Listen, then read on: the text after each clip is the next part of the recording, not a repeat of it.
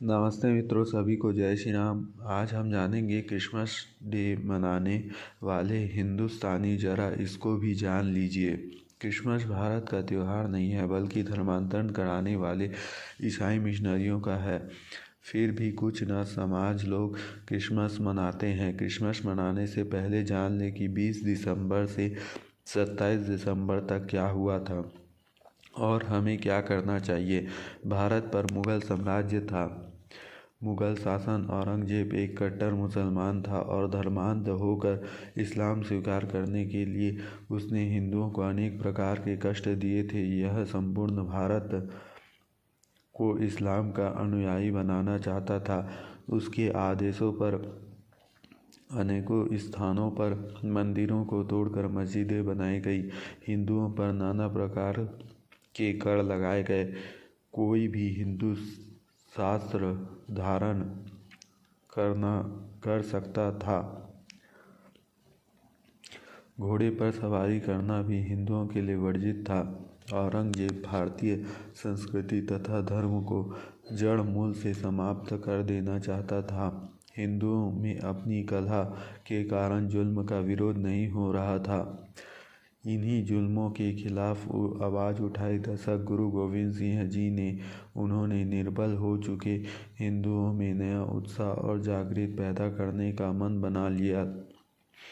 इसी उद्देश्य को पूरा करने के लिए गुरु गोविंद जी ने 1699 में वैसाख वाले दिन आनंदपुर साहिब के खालसा पंथ की स्थापना की। खालसा पंथ के बौखलाए सरहिंद के सूबेदार वजीर खान और पहाड़ी दोगले हिंदू राजे एकजुट हो गए और 1704 में गुरु गोविंद जी पर आक्रमण कर दिया। मुगल ने पहाड़ी नरेशों की सहायता से आनंदपुर के किले के चारों ओर से घेर लिया गया, जहां गुरु गोविंद जी मौजूद थे। पर मुगल सेना अनेक नरेशों की सहायता से आनंदपुर के किले के चारों ओर से घेर लिए, जहां गुरु गोविंद सिंह भी मौजूद थे। पर मुगल सेना अनेक प्रयत्न के बाद भी किले पर विजय पाने में असफल रही।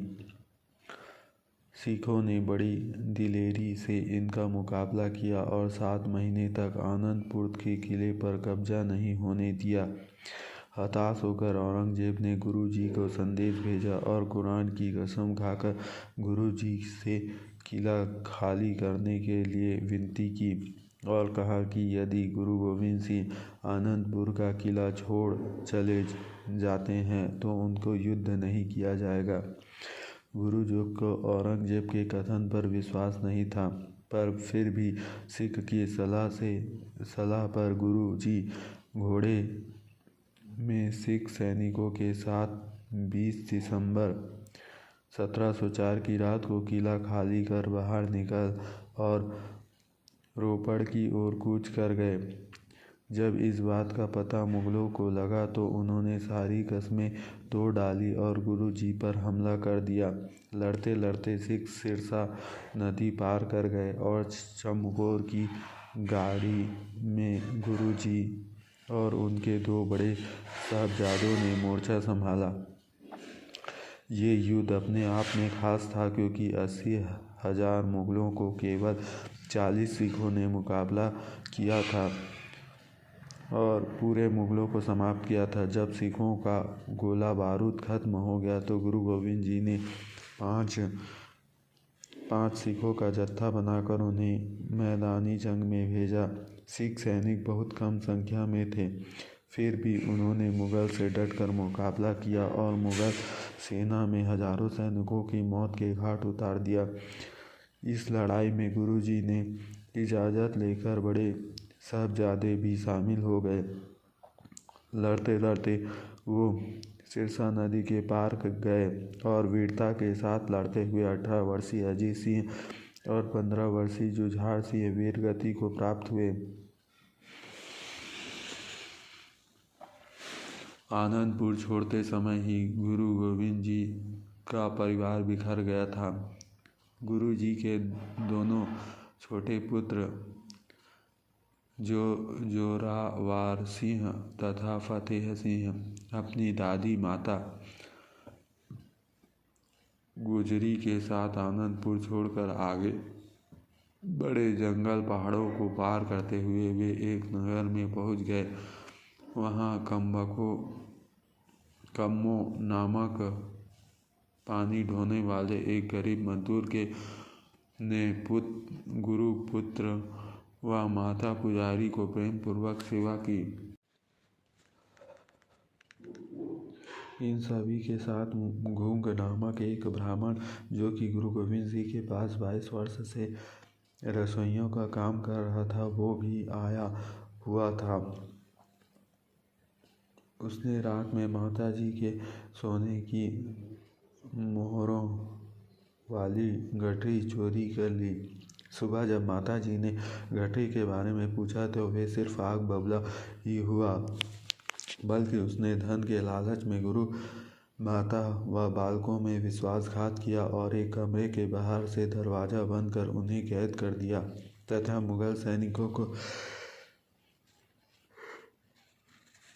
इसकी सूचना दी गई। मुगल सैनिकों ने तुरंत आकर गुरु माता तथा गुरु पुत्रों को पकड़कर कारावास में डाल दिया गया।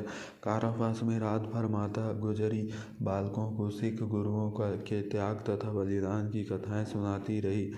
दोनों बालकों ने दादी को आश्वासन दिया कि वे अपने पिता के नाम को ऊंचा करेंगे और किसी भी कीमत पर अपना धर्म नहीं छोड़ेंगे।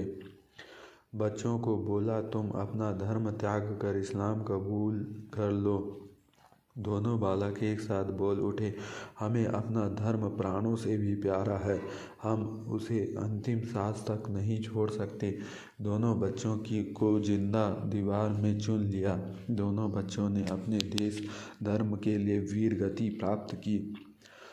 गुरु साहब ने सिर्फ एक हफ्ते के भीतर यानी 22 दिसंबर से 27 दिसंबर के बीच अपने 4 बेटे देश धर्म के खातिर वीर गति प्राप्त हुए थे।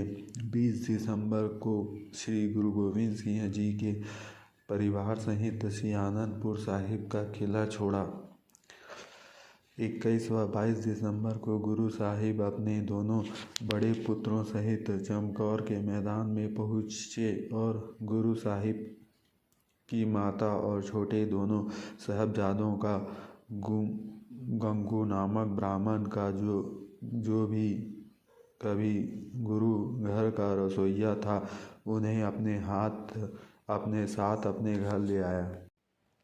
चमकौर की जंग शुरू हुई और दुश्मनों से जूझते हुए गुरु साहिब ने बड़े साहबजादे श्री अजीत सिंह और छोटे साहबजादे श्री जुझार सिंह अन्य साथियों सहित देश धर्म की रक्षा के लिए वीर गति को प्राप्त हुए।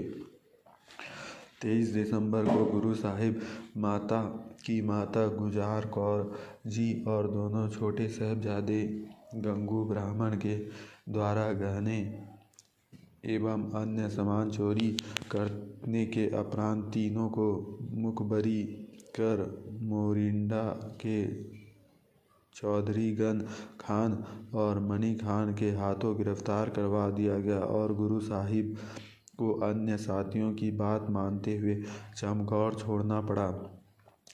24 दिसंबर को तीनों को सरहिंद पहुंचाया गया और वहां ठंडे बुर्ज में नज़रबंद किया गया। 25 से 26 दिसंबर को छोटे साहिबजादों को नवाब वजीर खान की अदालत में पेश किया गया और उन्हें धर्म परिवर्तन करने के लिए लालच दिया गया। 27 दिसंबर को साहिबजादा जोरावर सिंह उम्र सहज 8 वर्ष और साहिबजादा फतेह सिंह उम्र महज 6 वर्ष की तमाम जुल्म उपरांत जिंदा दीवार में चिनवाने उपरांत गला रेत कर शहीद किया गया और खबर सुनते ही माता गुजर कौर ने अपने सांस त्याग दिए। अब निर्णय आप करो कि भारतवासियों का धर्मांतरण करने वाले ईसाई मिशनरियों का त्योहार क्रिसमस मनाना चाहिए कि गुरु गोविंद सिंह के परिवार के शहीद दिवस मनाना चाहिए, जो देश व धर्म की रक्षा के लिए अपने प्राण भी दे दिए। आप देश व धर्म की रक्षा के लिए प्राण नहीं दे सकते तो कम से कम धर्मांतरण का धंधा करने वालों पर का त्योहार मनाना और बच्चों को उनके वस्त्र का टोपी पहनाना तो छोड़ ही सकते हो। जय श्री राम। और तुलसी पूजन दिवस पर 25 दिसंबर को तुलसी पूजन दिवस मनाएं।